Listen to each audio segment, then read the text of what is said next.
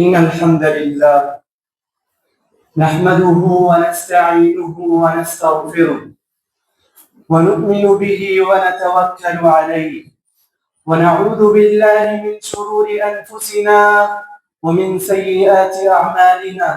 من يهده الله فلا مضل له ومن يضلل فلا هادي له، وأشهد أن لا إله إلا الله وحده لا شريك له، وأشهد أن محمدا عبده ورسوله. أعوذ بالله من الشيطان الرجيم. بسم الله الرحمن الرحيم.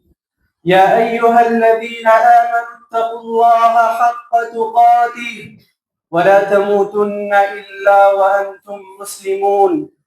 يا أيها الناس اتقوا ربكم الذي خلقكم من نفس واحدة وخلق منها زوجها وبث منهما رجالا كثيرا ونساء، واتقوا الله الذي تساءلون به والأرحام إن الله كان عليكم رقيبا. يا أيها الذين آمنوا اتقوا الله وقولوا قولا سديدا يصلح لكم أعمالكم ويغفر لكم ذنوبكم، ومن يطع الله ورسوله فقد فاز فوزا عظيما.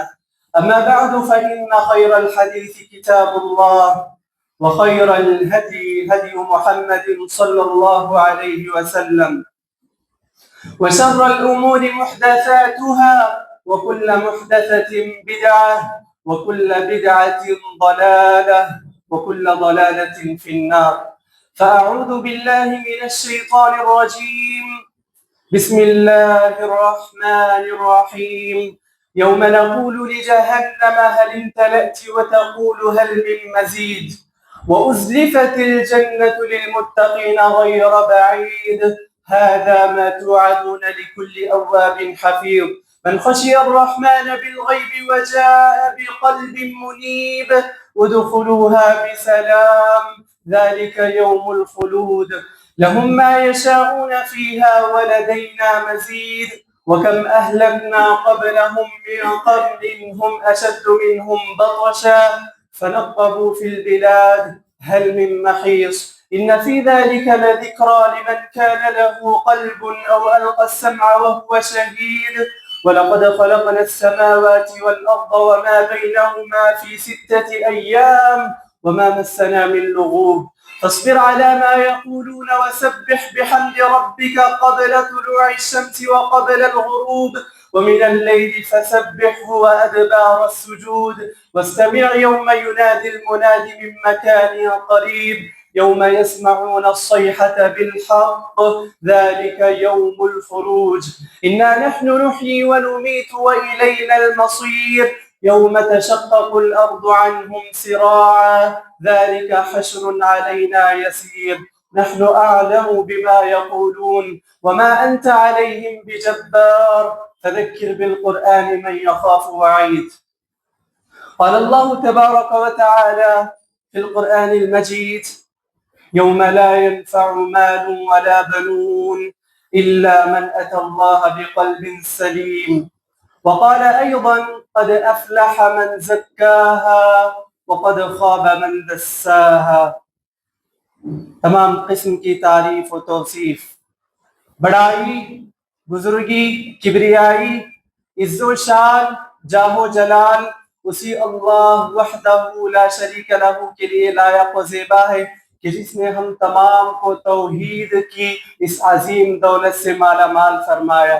بعدہ ان گنت بے حد و حساب درود و سلام ہو تمام انبیاء و رسول پر، خصوصاً میرے اور آپ کے آخری نبی محمد عربی صلی اللہ علیہ وسلم کی ذات مبارکہ مقدسہ مطہرہ پر، جن کی کوششوں سے، جن کی محنتوں سے، جن کی مشقتوں سے دین اسلام ہم تمام تک پہنچا اور صحیح منہج اور صحیح عقیدے کے ساتھ پہنچا، صلی اللہ علیہ وعلی آلہ وصحبہ اجمعین۔ محترم حضرات و خواتین، میں سب سے پہلے اپنی ذات کو اور پھر آپ تمام احباب جماعت کو تقوی الہی کی وصیت کرتا ہوں یہی وہ تقویٰ ہے جو اس دنیا میں میرے اور آپ کے دلوں کو نکھارتا ہے، مجھے اور آپ کو سنوارتا ہے۔ کل آخرت کے دن یہی وہ تقویٰ ہے جو مجھے اور آپ کو کامیاب بناتا ہے۔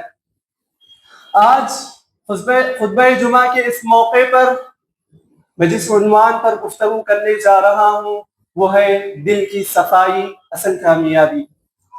محترم حضرات، اللہ رب العالمین نے انسان کی تخلیق کی اور ساتھ ہی ساتھ اس کی کامیابی کا ایک معیار مقرر کیا۔ انسان سمجھتا ہے کہ اس دنیا میں رہتے ہوئے ظاہری مال و دولت ہی اصل کامیابی ہے، اس دنیا میں رہتے ہوئے جو ظاہری شان و شوکت اس نے حاصل کی اسی کو اصل کامیابی سمجھتا ہے، ظاہری عزت و شہرت حاصل کی سمجھتا ہے یہی کامیابی ہے، مگر رب العالمین نے ان ظاہری چیزوں میں کامیابی نہیں رکھا بلکہ باطنی پاکیزگی اور دل کی صفائی کو ہی اصل کامیابی قرار دیا۔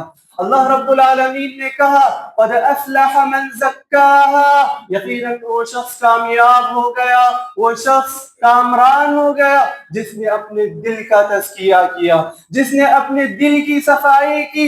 وقد خاب من دساہا، اور اس کے بالمقابل وہ شخص جس نے اپنے دلوں کو برائیوں سے آلودہ کیا، اپنے دلوں کو رب العالمین کی نافرمانی سے بگاڑ لیا، وہ شخص برباد ہو گیا، نامراد ہو گیا، ناکام ہو گیا۔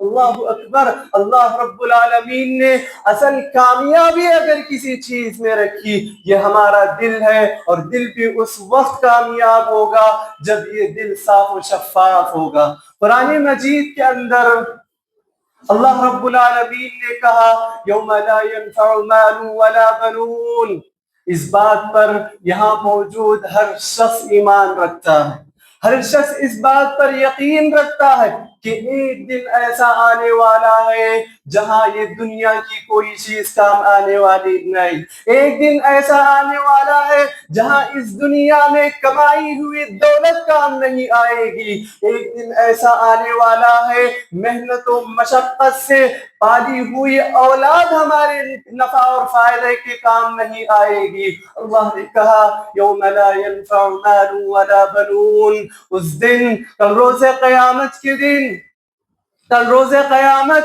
نہ مال کام آئے گا نہ اولاد کام آئے گی، الا من اتى اللہ بقلب سلیم، اس دنیا کی کوئی چیز کام نہیں آئے گی، ہماری کوئی چیز اس دن کام نہیں آئے گی۔ اگر ہماری کوئی چیز کام آئے گی تو یہی ہمارا دل ہے جو کل روز قیامت کام آئے گا، اور یہ دل بھی اس وقت کام آئے گا جب ہم اس دل کو اس دنیا میں رہتے ہوئے پاک و صاف رکھیں گے، صاف و شفاف کر کے لے جائیں گے۔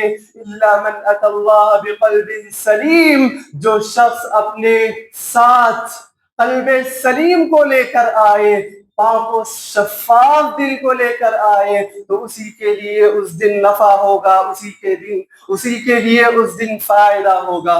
سبحان اللہ! جب اس دل کا ہم تزکیہ کرتے ہیں، اس دل کو پاک و صاف کرتے ہیں، صاف و شفاف کرتے ہیں، تو سب سے ضروری چیز تزکیہ نفس کے لیے سب سے ضروری چیز جو ہے وہ ہے اپنے دل کا محاسبہ کرنا، اپنے نفس کو ٹٹولنا، اپنے نفس کو جانچنا۔ پہلے دیکھیں کہ کون سی ایسی برائی ہے، کون سے ایسے اعمال ہیں، کون سے ایسے گناہ ہیں جو میرے اور آپ کے دل کو آلودہ کر رہے ہیں، جو میرے اور آپ کے دل کو مردہ کر رہے ہیں۔ جب تک انسان اپنے عیوب سے واقف نہ ہو، اپنی برائیوں سے واقف نہ ہو، اپنے گناہوں سے واقف نہ ہو، اس وقت تک انسان اپنے دل کو پاک و صاف نہیں کر سکتا، اس وقت تک انسان اپنے دل کو صاف و شفاف نہیں کر سکتا۔ اسی لیے ضروری ہے کہ انسان سب سے پہلے دیکھے کہ اپنے دل میں کون سی برائیاں ہیں جو اس نے پال رکھی ہے۔ اللہ رب العالمین نے کہا یا ایھا الذین آمنوا اتقوا اللہ ولتنظر نفس ما قدمت لغد، اے ایمان والو اللہ سے ڈرو، اللہ سے ڈرو، اللہ کا تقوی اختیار کرو، اور ہر نفس کے لیے چاہیے کہ وہ غور و فکر کرے، اپنا محاسبہ کرے کہ کل روز قیامت کے لیے اس نے کیا چیز آگے بھیجی۔ وَلْتَنْظُرْ نَفْسٌ مَّا قَدَّمَتْ لِغَدٍ۔ اور جانتے ہیں ایک عقل مند انسان، ایک چالاک انسان اور ایک ہوشیار انسان وہ ہوتا ہے جو اس دنیا میں رہتے ہوئے اپنی دل کی برائیوں کو بھانپ لیتا ہے، اس دنیا میں رہتے ہوئے اپنے گناہوں سے آگاہ ہو کر، اپنے گناہوں پر شرمندہ ہو کر اس دنیا ہی میں اللہ رب العالمین سے اپنے گناہوں کی بخشش کرا لے، اللہ رب العالمین سے اپنے خطاؤں کی معافی مانگ لے۔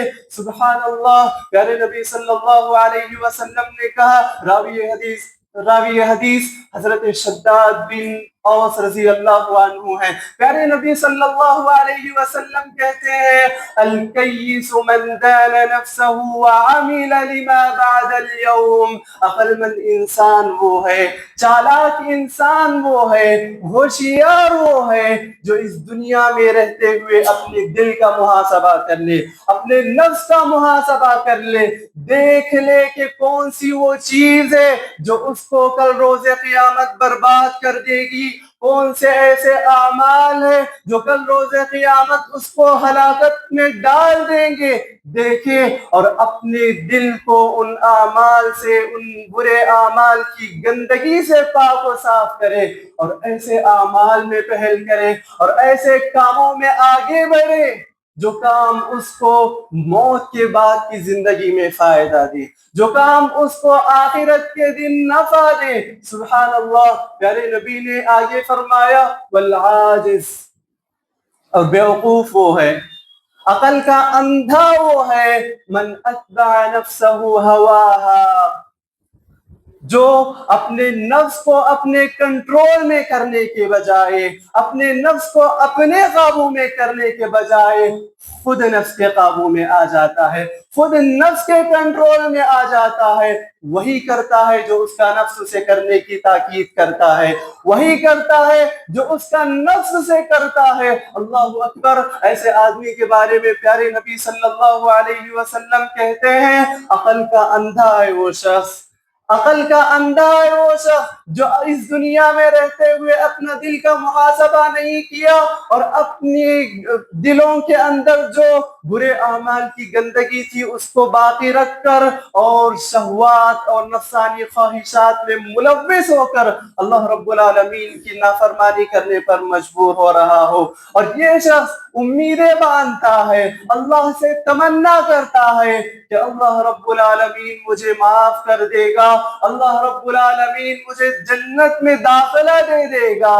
یہ سراسر عقل مندی نہیں بلکہ یہ حد درجہ بیوقوفی ہے۔ عقل مندی تو اس چیز میں ہے جو اس دنیا میں رہ کر اپنے دل کا محاسبہ کرے، اپنے دل کو گناہوں کی آلودگی سے پاک و صاف رکھے، اپنے دل کو اللہ رب العالمین کی نافرمانی سے بچا کر اللہ رب العالمین کی اطاعت و فرما برداری میں لگائے۔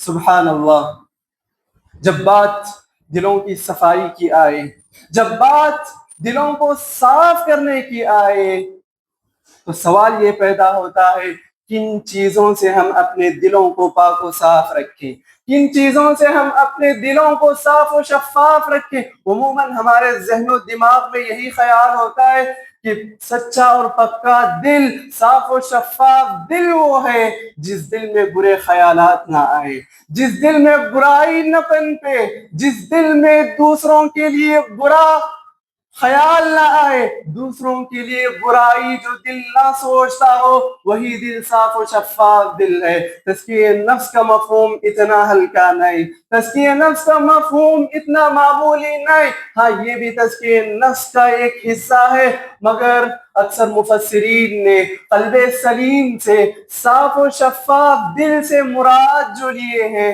وہ ہے کہ بندہ اپنے نفس کو سب سے بڑا ظلم، سب سے بڑی وبا، سب سے بڑی بلا شرک کی آلودگیوں سے پاک رکھے، شرک کی آلودگی سے اپنے آپ کو پاک و صاف رکھے، اپنے نفس کو پاک کرے شرک کی اس آلودگی سے۔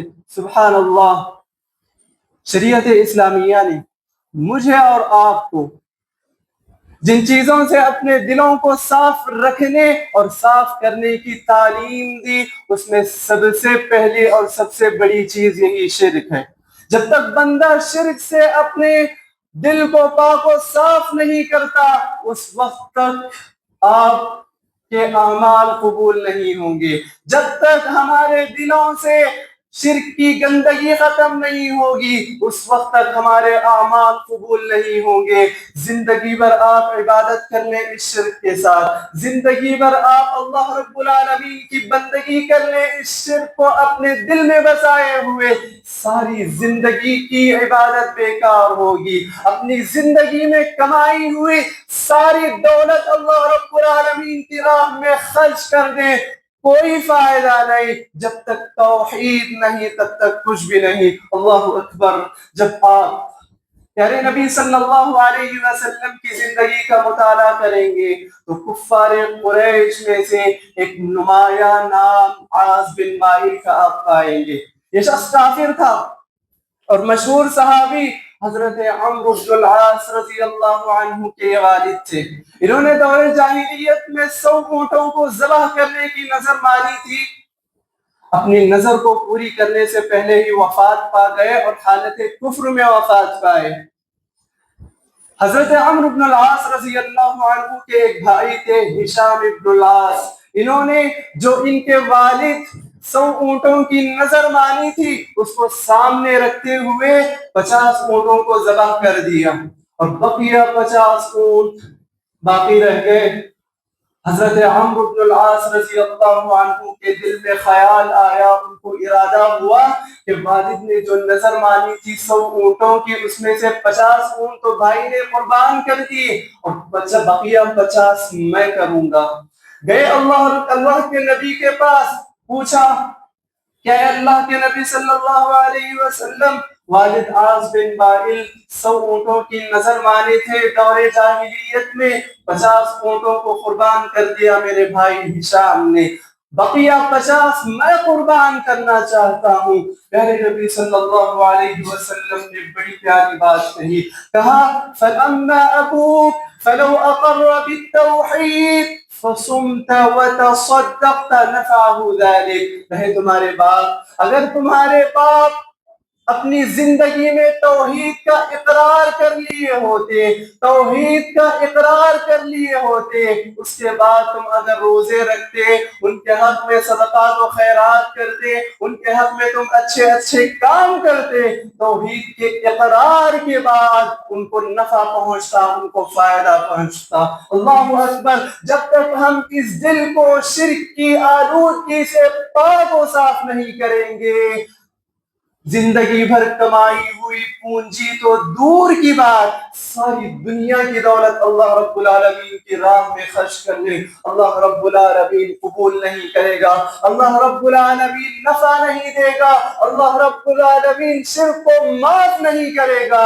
ان اللہ لا یغفر ان یشرک بہ ویغفر ما دون ذلک لمن یشاء۔ اللہ رب العالمین ہرگز شرک کو معاف نہیں کرے گا، شرک کے علاوہ جو بھی گناہ ہو اللہ رب العالمین اس بات پر قدرت رکھتا ہے کہ ان تمام گناہوں کو معاف کرے۔ اللہ اکبر۔ جو انسان توحید پر مرا ہو، توحید پر اس کی وفات ہو چکی ہو، کسی کو اس بات کا حق حاصل نہیں، کسی کو اس بات کا حق یہ کہنے کا حق نہیں بنتا کہ وہ جہنمی ہے۔ اللہ اکبر۔ چاہے کتنا بڑا گنہگار ہو، اللہ رب العالمین کی مشیت میں ہے، اگر اس کو معاف کرنا ہے تو رب العالمین اس کو معاف کر کے ڈائریکٹ جنت الفردوس میں داخلہ دے دے گا۔ اگر اس کو معاف نہیں کرتا ہے تو اس کو اس کے گناہوں کی بقدر سزا دے کر جہنم میں اس کو اس کے گناہوں کی بقدر جلا کر اللہ رب العالمین اسے جنت کا مستحق بنا سکتا ہے۔ سبحان اللہ۔ اسی لیے محترم بھائیوں، سب سے پہلے اپنے آپ کو شرک کی آلودگیوں سے، شرک کی گندگی سے اپنے نفس کو پاک و صاف رکھنے کی ضرورت ہے۔ دوسری چیز، دوسرا مرحلہ جس میں ہم اپنے نفس کو جس چیز سے پاک و صاف رکھنا چاہیے وہ ہے بدعت۔ یہ بدعت اتنی خطرناک چیز ہے، جب بدعت کی محبت کسی انسان کے دل میں رچ بس جاتی ہے تو اس کے دل میں کبھی سنت کی محبت نہیں آ سکتی، اس کے دل میں کبھی سنت سے رغبت نہیں ہو سکتی۔ بدعت میں شخص ایسا اندھا ہو جاتا ہے، جس دل میں بدعت آتی ہے تو دل ایسا مردہ اور ایسا اندھا ہو جاتا ہے کہ سنت کی بات اس دل میں قبول نہیں ہو سکتی۔ عین سنت کے مطابق جو بھی عمل آپ ایک بدعتی کے سامنے پیش کریں اس کو قبول کرنے سے وہ قاصر رہے گا۔ اللہ اکبر۔ یہ بدعت اتنا بڑا زہر ہے، یہ بدعت ایسا زہر ہے جس کو عبادت کے پیالے میں گھول کر پلایا جاتا ہے۔ انسان بدعت کو سر انجام دیتے ہوئے سمجھتا ہے کہ اس کو انجام دینے سے وہ رب العالمین سے قریب ہو رہا ہے، اللہ رب العالمین کا تقرب حاصل کر رہا ہے، اللہ رب العالمین سے قریب ہو رہا ہے، دین اسلام سے قریب ہو رہا ہے، مگر حقیقت میں وہ کتاب و سنت سے دور ہو کر، اللہ رب العالمین کی احکامات سے دور ہو کر، نبی کی تعلیمات سے دور ہو کر، نبی کی تعلیمات سے دور ہو کر ہلاکت کے قریب ہو رہا ہوتا ہے، اور ہلاکت کے اتنے قریب ہوتا ہے کہ ممکن ہے کہ وہ جہنم میں چلا جائے۔ اللہ اکبر۔ پیارے نبی صلی اللہ علیہ وسلم نے کہا ایاکم ومحدثات الامور، دین میں نئی نئی چیزوں کو ایجاد کرنے سے رک جاؤ، بچے رہو، فإن كل محدثة بدعة، دین میں ہر نئی عبادت، دین میں ہر نیا عمل بدعت ہے، وكل بدعة ضلالة، اور ہر بدعت کا ٹھکانہ گمراہی ہے، ہر بدعت گمراہی کی طرف لے جاتی ہے، وكل ضلالة في النار، اور ہر گمراہی کا ٹھکانہ جہنم ہے۔ اللہ اکبر۔ سب سے پہلے ہم اپنے دل کو شرک کے بعد اس بدعت سے پاک و صاف رکھنا چاہیے۔ یہ بدعت اتنی خطرناک چیز ہے، یہ بدعت اتنی خطرناک چیز ہے، بندہ اللہ رب العالمین کی معصیت کرتا ہے، بندہ کبیرہ گناہ کرتا ہے، بندہ زنا کرتا ہے، شیطان کو اتنی خوشی نہیں ہوتی، بندہ چوری کرتا ہے، کسی کا مال ہڑپتا ہے، شیطان کو اتنی خوشی نہیں ہوتی، جب بدعت کو انجام دینے سے شیطان کو خوشی ہوتی ہے۔ اللہ اکبر۔ شیطان کبیرہ گناہوں سے اتنا خوش نہیں ہوتا جتنا بدعت سے ہوتا ہے۔ امام ابن تیمیہ رحمۃ اللہ علیہ بڑی پیاری بات کہتے ہیں البدعۃ احب الی ابلیس من المعصیہ، بدعت ابلیس کے نزدیک، شیطان کے نزدیک اللہ رب العالمین کی معصیت سے زیادہ پسندیدہ ہے۔ کیوں؟ کہتے ہیں فإن العاصی، رہا گنہگار فإن العاصی یعلم انہ عاص، گنہگار جب گناہ کرتا ہے سمجھتا ہے کہ وہ گناہ ہے، سمجھتا ہے کہ وہ اللہ رب العالمین کی نافرمانی ہے، سمجھتا ہے کہ وہ اللہ رب العالمین کی معصیت ہے۔ عین ممکن ہے کہ اسے احساس ہو جائے اور بارگاہ الہی میں حاضر ہو کر اللہ رب العالمین سے اپنی کی ہوئی گناہوں پر معافی مانگ لے، اپنے گناہوں کی بخشش طلب کر دے، مگر ایک مبتدع، ایک بدعت کو انجام دینے والا شخص جب بدعت کرتا ہے، جب بدعت کو انجام دیتا ہے تو سمجھتا ہے یہ رب العالمین کی معصیت نہیں، سمجھتا ہے یہ رب العالمین کی معصیت نہیں، بلکہ یہ سمجھ کر بدعت کرتا ہے کہ یہ رب العالمین کی اطاعت ہے، رب العالمین اس سے خوش ہوتا ہے جب یہ سمجھ کر اطاعت کرے کہ یہ رب العالمین کی اطاعت ہے، یہ سمجھ کر بدعت پر عمل کرے یہ رب العالمین کی اطاعت ہے، رب العالمین اس سے خوش ہوتا ہے، تو کیسے وہ معافی مانگے گا، کیسے وہ اللہ رب العالمین سے اپنی اس بدعت کی بخشش طلب کرے گا؟ اللہ اکبر۔ اسی لیے اپنے دل کو اس بدعت جیسی وبا سے، اس بدعت جیسی بلا سے شرک کے بعد پاک و صاف رکھنے اور کرنے کی ضرورت ہے۔ جب بندہ شرک سے بھی اپنے آپ کو پاک کرتا ہے، اپنے نفس کو شرک کی آلودگی سے پاک و صاف کر کے بدعت جیسی لعنت سے بھی پاک رکھتا ہے، تو تیسرا مرحلہ آتا ہے اپنے دل کو گناہوں سے پاک و صاف رکھے۔ تیسرا مرحلہ یہ آتا ہے کہ اپنے دل کو اللہ رب العالمین کے ساتھ خالص عبادت کرنے لگائے، اپنے دل سے ریاکاری کے جو عین جراثیم ہوتے ہیں اس کو پاک و صاف کرے۔ تیسرا مرحلے میں آ کر انسان اپنے دل سے ریاکاری کی اس بلا کو پاک و صاف کرنا چاہیے۔ بندہ جب شرک سے بھی اپنے آپ کو پاک و صاف رکھتا ہے، بدعت سے بھی اپنے دل کو پاک و صاف رکھتا ہے، تو شیطان دیکھتا ہے کہ شرک کا دروازہ بھی اس کے نفس سے بند ہو گیا، یہ عین توحید پر قائم ہے۔ اگر عبادت کرتا ہے تو خالص رب العالمین کی عبادت کرتا ہے، اس کی عبادت میں کسی کو شریک نہیں کرتا، عمل کرتا ہے تو عین کتاب و سنت کے مطابق عمل کرتا ہے، کوئی اور چیز، کوئی زائد چیز میں عمل نہیں کرتا۔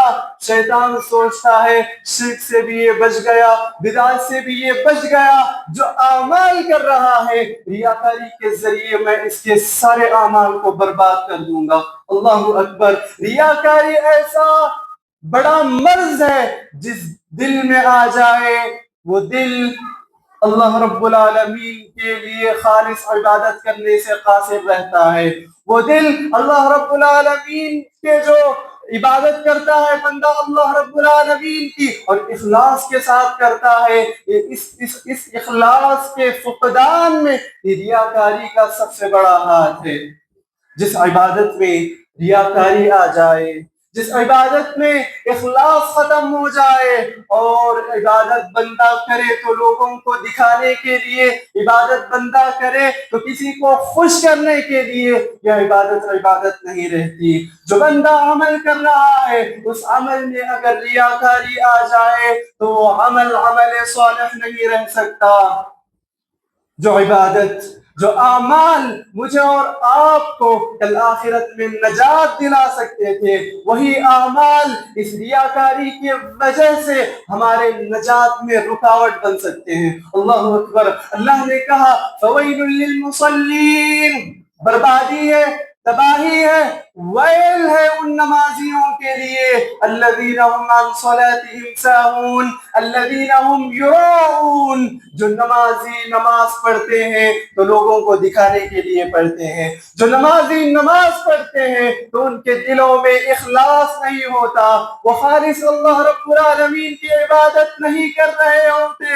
اللہ اکبر۔ جس نماز کے بارے میں کہا گیا یہ نماز ہماری آنکھوں کی ٹھنڈک ہے، جس نماز کے بارے میں کہا گیا یہ نماز کل روز قیامت ہمیں نجات دلا سکتی ہے، وہی نماز ہماری نجات میں رکاوٹ بن رہی ہے، وہی نماز ہماری نجات میں مانع بن رہی ہے۔ اللہ اکبر۔ وجہ کیا چیز بنی؟ وجہ یہی ریاکاری بنی، وجہ یہی دکھاوا بنا، وجہ یہی نام و نمود کی ہوس بنی۔ اللہ اکبر۔ اس ریاکاری کو اپنے دلوں کے اندر سے صاف کر کے خالص اللہ رب العالمین کی عبادت کرنے کی کوشش کریں، اپنے دل میں اللہ رب العالمین کے لیے اخلاص پیدا کریں، جو بھی عمل آپ کریں خالص اللہ کے لیے کریں، جو بھی عبادت آپ کریں خالص اللہ رب العالمین کے لیے کریں، اللہ کے سوا کوئی کسی اور کی چاہت، کسی اور کی خوشی، کسی اور کو دکھانے کے لیے کوئی عبادت ہرگز نہ کریں۔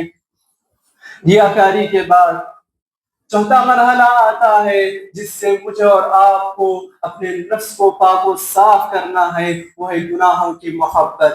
گناہوں کی محبت سے بندہ اپنے آپ کو جب تک پاک و صاف نہیں کر سکتا، یقین مانیے عبادت کی لذت اور عبادت کی حلاوت، عبادت کی مٹاس اسے حاصل نہیں ہو سکتی۔ اللہ اکبر۔ بندہ جب گناہ کرتا ہے، اتنے گناہ کرتا ہے یہاں تک کہ اس کا دل مردہ ہو جاتا ہے، اس کا دل مردہ ہو جاتا ہے، سیاہ ہو جاتا ہے۔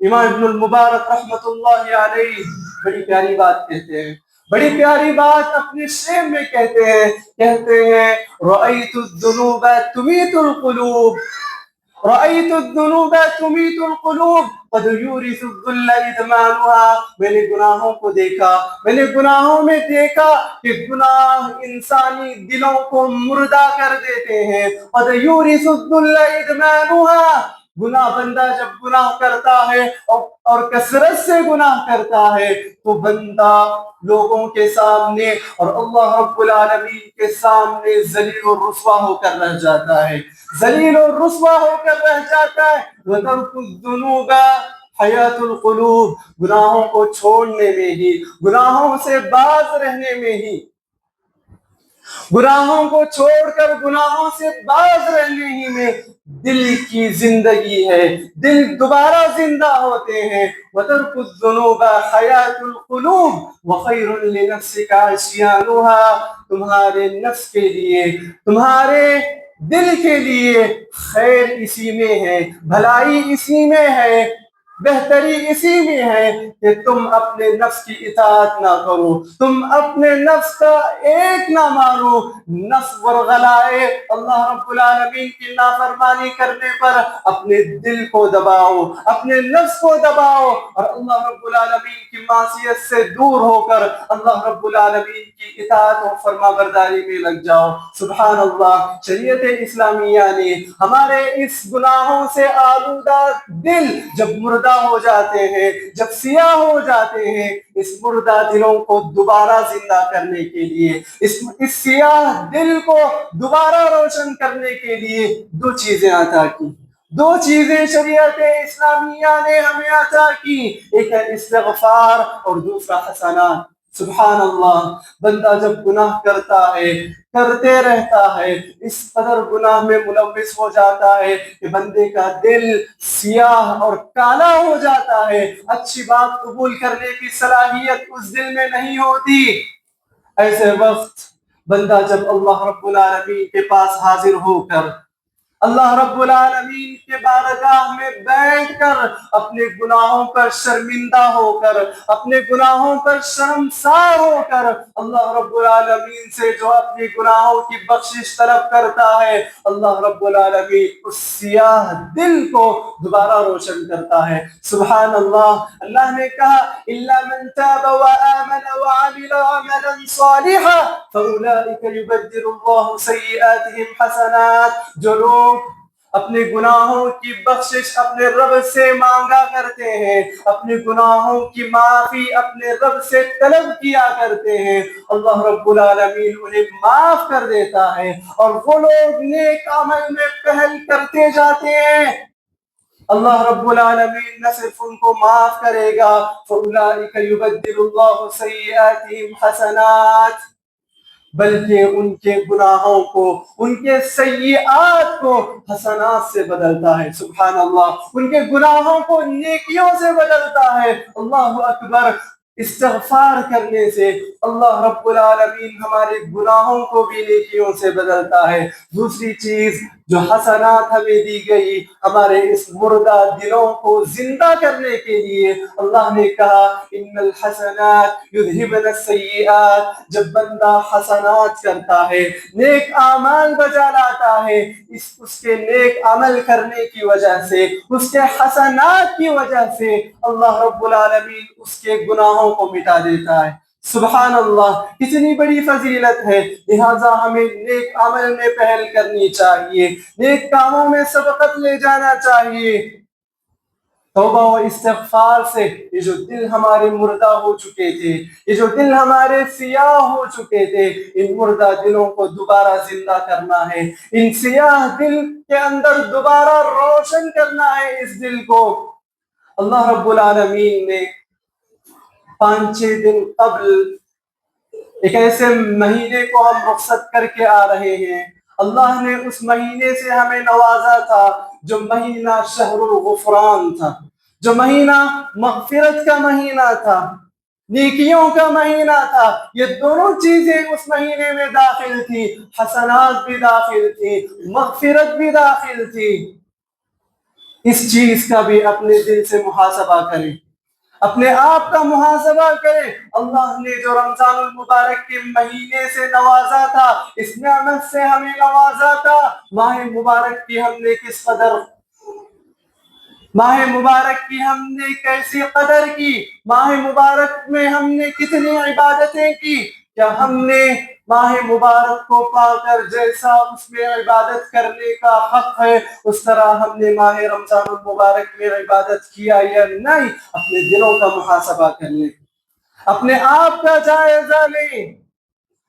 رمضان المبارک کے بعد یہ جو 5-6 ایام ہم نے شوال کے گزارے ہیں، ان ایام کا موازنہ رمضان المبارک کے قبل ہماری جو زندگی تھی اس سے کر کے دیکھیں۔ رمضان المبارک سے پہلے جن برائیوں کے عادی ہم بنے ہوئے تھے، ہمارا نفس جن گناہوں کا عادی بن چکا تھا، دیکھیں کہ ہمارا نفس ان گناہوں کو چھوڑ کر ایک نئی زندگی کی شروعات کیا یا نہیں۔ دیکھیں جن بری عادتوں کا ارتکاب کرتا تھا ہمارا نفس، دیکھیں رمضان المبارک پا کر ہم نے اپنے اس نفس کو پاک و صاف کیا، ہم نے اس نفس کا تزکیہ کیا ہے یا پھر نہیں۔ اگر آپ رمضان المبارک کے بعد آپ کی زندگی بہتر ہو گئی ہے پہلے کے مقابلے میں، آپ کا رمضان المبارک کو پانا مبارک ہے، آپ کا رمضان المبارک میں عبادت کرنا مبارک ہے، آپ کا رمضان المبارک کو پا کر اپنے نفس کا تزکیہ کرنا آپ کے لیے مبارک ہے۔ کل آخرت کے دن آپ کو اس کا نفع ہوگا، فائدہ ہوگا۔ اپنے نفس کا خوب محاسبہ کریں۔ اگر آپ اپنے نفس کو اس طرح پائیں، وہی پچھلی روش رمضان سے قبل جو زندگی گناہوں میں ملوث تھی، اب بھی ہماری زندگی انہی گناہوں میں ملوث ہے۔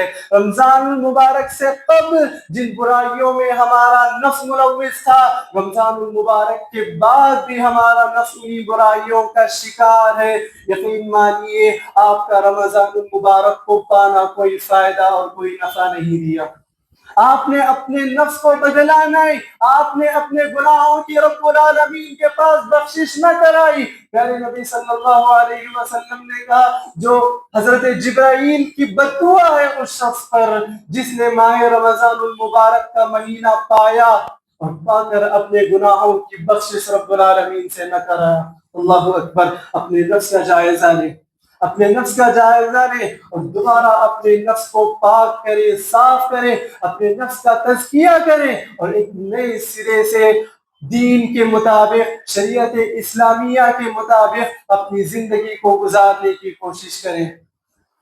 انہی چند کلمات پر میں اس خطبے کا اختتام کرتا ہوں کہ اللہ رب العالمین ہم تمام کو اپنے نفس کو ہر قسم کی آلودگی اور ہر قسم کی پلیدگی سے پاک و صاف کرنے کی توفیق دے۔ اللہ رب العالمین ہم تمام کو گناہوں کی لذت سے دور کر کے سنت اور اعمال صالحہ کی محبت پیدا کرنے کی توفیق عطا کرے۔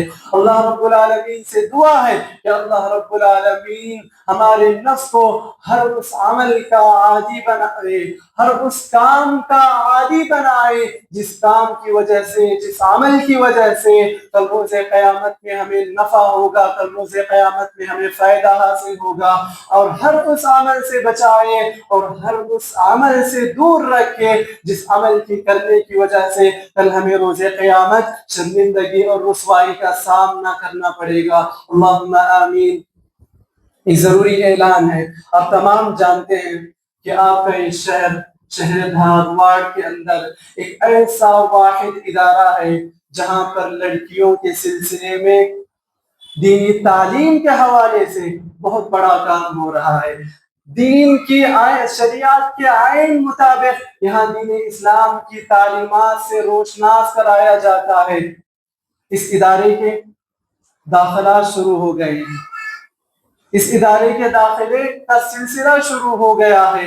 آپ اپنے بہن بیٹیوں کا داخلہ اس ادارے میں کرائیں، ذمہ داران سے رابطہ کریں، مسجد کے ذمہ داران سے جا کر رابطہ کریں، سرپرست حضرات، اور اپنی بہن بیٹیوں کو اس ادارے میں تعلیم حاصل کرنے لگائیں اور دنیا اور آخرت میں ثواب الدارین حاصل کریں۔ اور ایک اور اعلان ہے، آپ کی یہ اپنی مسجد ہے، اس مسجد کے اخراجات آپ کے تعاون سے ہی چلتے ہیں، لہٰذا آپ تمام سے گزارش ہے کہ جتنا ہو سکے اس مسجد کا تعاون کرتے جائیں۔ اللہ رب العالمین آپ کے دینے کو قبول فرمائے اور اس کا بہترین بدلہ آپ کو اس دنیا میں بھی دے اور کل روز قیامت میں بھی دے۔ اقول قولی ھذا استغفر اللہ لی ولکم ولسائر المسلمین من کل ذنب فاستغفروه انه هو الغفور الرحیم۔